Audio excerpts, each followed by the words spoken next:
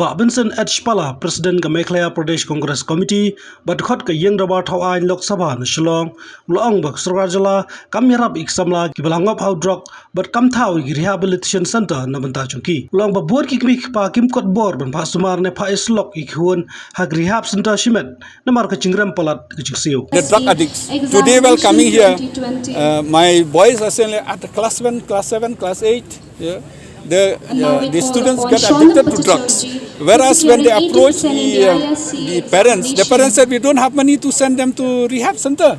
The government, they don't have a rehab center, only the private. The private are very costly. Mostly how to maintain, they have to give them food, medicine, something that has to be costly.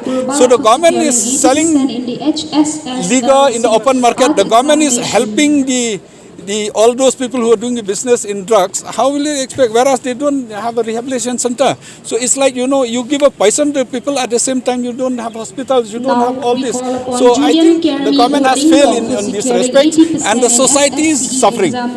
The society is suffering more than we think.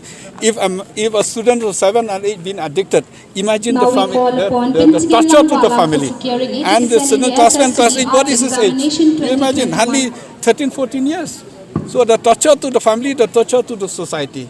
I feel very bad when I travel, when I see all these addictions. And not drug abuse means even liquor, even alcohol has become a drug abuse. More than 90% of the drugs abuse are from alcohol. They are selling alcohol left and right. They are giving license left and right. But they are not being in rehab. But the pressure will be on the family. The pressure will be on the women. The pressure will be on the parents. Therefore, the government, I think, they are not interested for the public. They are not interested for anything. They are only interested for the pockets.